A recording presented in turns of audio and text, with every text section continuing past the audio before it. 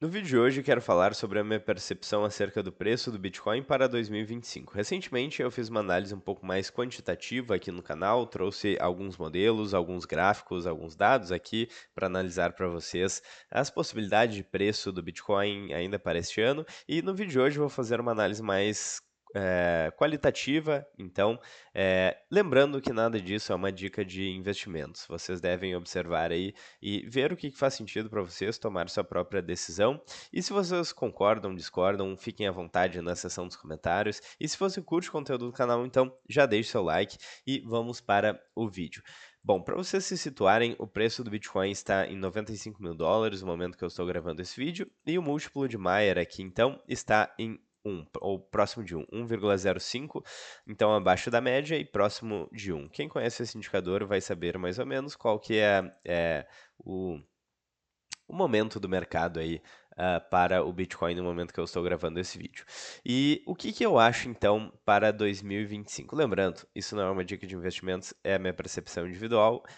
Acontecimentos aí nos próximos dias, semanas, meses podem mudar esse cenário. Mas atualmente, no momento que eu estou gravando esse vídeo, o que eu vejo então como alternativas? Antes de entrar aqui nos dados macroeconômicos, eu quero relembrar vocês que existe uma correlação muito grande entre preço do Bitcoin e liquidez global, ou seja, se existe mais dinheiro circulando no mundo, o preço do Bitcoin tende a subir, e é o que diz aqui então neste artigo da Lil Alden, que fala sobre a correlação de vários ativos com a liquidez global, sendo o Bitcoin aí um dos ativos com maior correlação.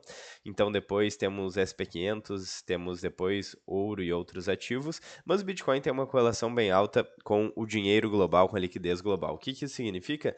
Significa que quando a gente tem impressão de dinheiro, expansão da base monetária no mundo inteiro, dinheiro barato, taxas de juros baixas, a gente tem uma valorização do preço do Bitcoin. Não à toa, porque o Bitcoin surgiu como uma alternativa a esse sistema fiduciário de moedas inflacionárias de base monetária crescente, justamente como uma alternativa de um dinheiro escasso e digital, que é o Bitcoin. Então, o Bitcoin se beneficia da expansão da base monetária do sistema fiat, do sistema fiduciário. E o que parece que está acontecendo? Se vocês observarem o padrão da taxa de juros aqui nos Estados Unidos, a gente vê um padrão que vem se repetindo ao longo do tempo, de períodos de baixa taxa de juros, ou seja, dinheiro barato. Com dinheiro barato, vários empreendedores tomam decisões aí considerando esse fato. Quando a taxa de juros sobe, o dinheiro fica mais caro, a gente tem uma recessão, e com a recessão, quando a recessão começa, quando o mercado começa a ficar mais turbulento, eventualmente o Banco Central volta a baixar a taxa de juros, a crise acontece nesse meio tempo, essa barra, essa coluna aqui que eu estou mostrando, aconteceu aqui nos anos 2000, com a bolha das dot-coms, então tivemos juros baixos durante um tempo, várias empresas aí fazendo negócios que não eram necessariamente muito lucrativos e muito perenes. Quando subiu a taxa de juros, deu problema. Então, Federal Reserve baixou a taxa de juros e daí o dinheiro fluiu para as hipotecas. E a gente teve então a crise subprime. Quando a taxa de juros subiu, estouramos de novo essa bolha e o Banco Central de novo baixou a taxa de juros. Em 2020, a mesma coisa. E agora tivemos um aumento da taxa de juros, tivemos uma turbulência recente, a questão das tarifas do Trump. O mercado está muito esticado, então, tivemos muita volatilidade no mercado e o Banco Central está baixando novamente a taxa de juros e parece que vai continuar baixando, pelo menos esse parece que é o sentimento do mercado. Então, se a gente olha as notícias aqui, as expectativas do mercado é de corte na taxa de juros nos Estados Unidos. Então, apesar aí da manutenção na taxa de juros recente, a expectativa e provavelmente a intenção, inclusive do Donald Trump, é que o Banco Central dos Estados Unidos corte, reduza a taxa de juros. Um dos motivos pelo qual isso acontece é o fato de que uma quantidade grande da dívida americana vai vencer ainda neste ano, nos próximos anos também. Então, se a taxa de juros estiver mais baixa, é mais fácil rolar essa dívida. E o que vocês veem então na tela é a taxa de juros, não, a dívida dos Estados Unidos, que já passou dos 36 trilhões de dólares e está aumentando a cada segundo. Então vocês podem ver essa dívida crescendo em tempo real. Aqui embaixo a gente tem a iniciativa aí do DOGE, do Departamento de Eficiência Governamental, capitaneado aí pelo Elon Musk e outras figuras que tem como objetivo cortar gastos, que é uma iniciativa muito nobre, mas a gente vê que a dívida ainda é muito mais alta que isso, ela vem crescendo numa velocidade muito rápida, então a gente tem um problema, uma bomba relógio que está correndo aqui na frente de todo mundo. E a gente não sabe muito bem quando ou como que isso vai acabar.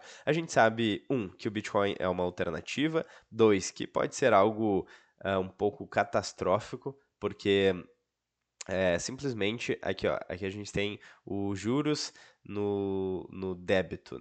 Então a gente vê que basicamente está cada vez mais caro rolar essa dívida. E se a taxa de juros subir, então vai ficar mais difícil ainda de rolar essa dívida.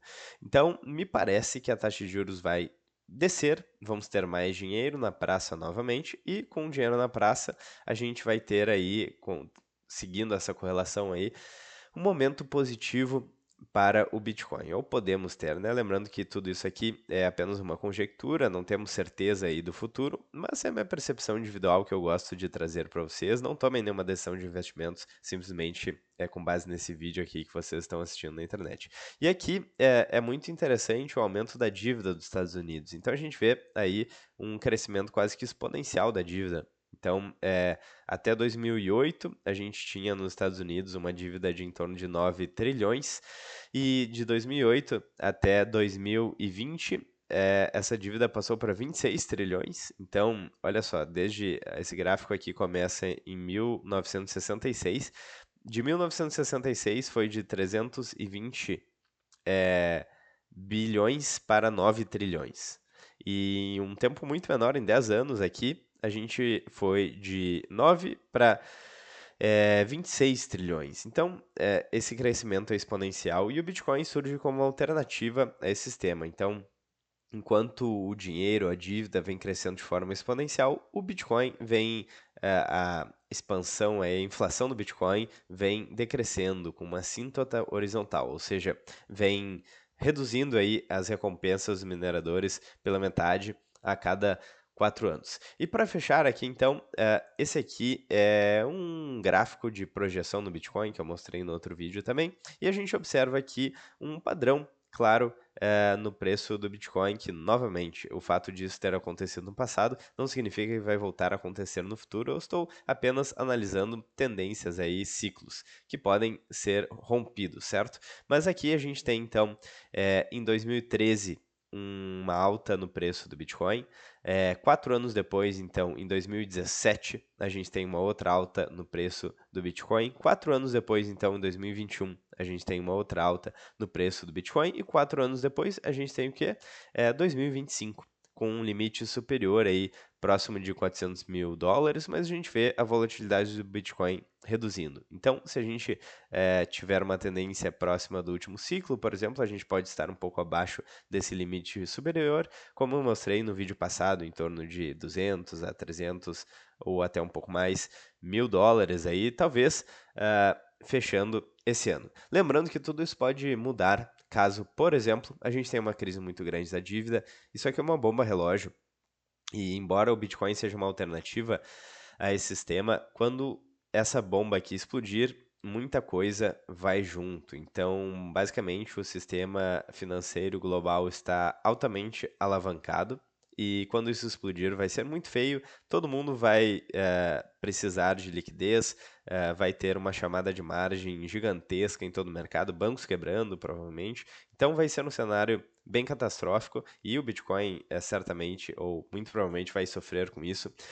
A questão das tarifas pode voltar, então a gente pode ter um desacordo entre Estados Unidos e outros países, entre Estados Unidos e China. A gente sabe que qualquer limitação ao livre comércio é ruim para a economia, então se a gente tiver mais tarifas aí nos Estados Unidos ou em qualquer outro lugar, a gente pode ter uma piora aí na economia. A gente pode ter conflitos também, então tem várias variáveis aí. Mas analisando simplesmente as tendências aí mais claras, econômicas, não pensando em um cenário muito catastrófico, parece que ainda há um potencial interessante para o preço do Bitcoin. Bom, essa é a minha percepção. Qual que é a percepção de vocês? O que que vocês estão esperando? Então, vocês estão pessimistas? Vocês acreditam que esse problema, essa volatilidade aí que aconteceu recentemente ainda não foi resolvido? A gente vai ter mais problemas com a questão do conflito dos Estados Unidos e China em relação às tarifas e o mercado vai voltar a cair. Tem também a questão do Dead Cat Bounce, né? Basicamente, quando o mercado despenca, ele volta a subir um pouco e depois volta a despencar de novo. Será que é isso que está acontecendo? Enfim, mas analisando aí o mercado com uma perspectiva mais otimista, parece que sim, seguindo os ciclos aqui, ainda tem um espaço interessante de valorização. Bom, eu vou ficando por aqui, eu espero que vocês tenham gostado do vídeo de hoje. Se vocês gostaram, então deixem seu like, não custa nada. Fiquem à vontade na seção dos comentários, cliquem no sininho, inscrevam-se no canal e cliquem no botão hype se ele aparecer para vocês. É isso por hoje, eu vejo vocês no vídeo de amanhã. Um grande abraço e até mais.